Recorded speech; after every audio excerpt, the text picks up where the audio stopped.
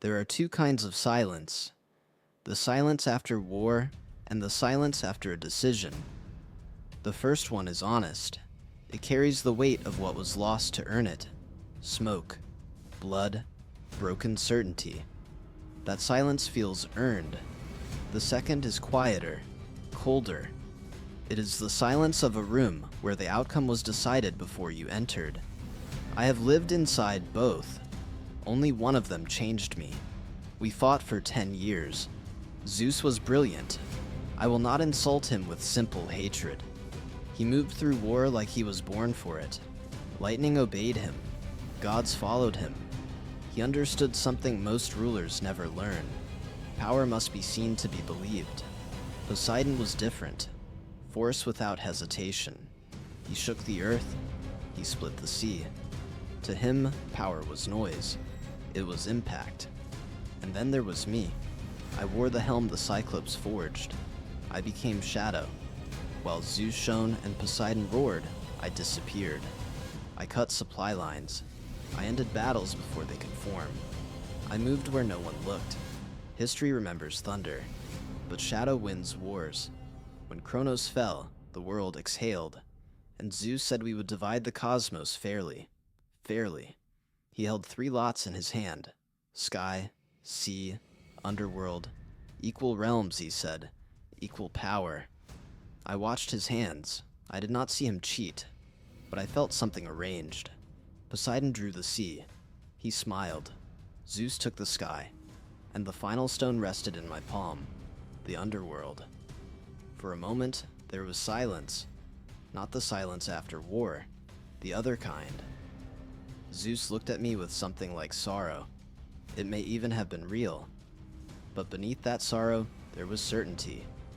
The kind that comes from knowing the outcome in advance. I did not argue. I did not rage. I nodded, and I descended. The underworld was not a kingdom. It was neglect. Souls wandered without order. No justice, no direction. No one had wanted this realm, so I claimed it. I built rivers. I appointed judges. I created law where there had only been forgetting. Not cruelty, order. Order is what the living resist. It is what the dead require. As I worked, I understood something my brother had not calculated. Every soul that has ever lived will one day pass through my gates. Every king crowned beneath his sky. Every hero Athena will guide. Every storm Poseidon commands. They all come to me. Let Zeus rule the sky. I rule what comes after. Athena watched me more closely than the others. She said nothing. She always says less than she knows. Poseidon laughed at the arrangement. He believed the sky was power. He believed visibility was victory. Zeus ruled, and I built. Time moves differently beneath the earth. I grew accustomed to stillness until spring. I do not often walk among the living, but there are moments when the boundary between realms thins. I stood at the edge of a meadow that did not yet understand decay. Flowers everywhere, color without caution. And then she was there, Persephone. They called her gentle. They called her sheltered. They were not looking closely. She did not admire the flowers. She studied them. She touched a blossom as if she already understood it would fade, as if impermanence was not tragedy, but truth. She did not turn toward me, but she knew I was there.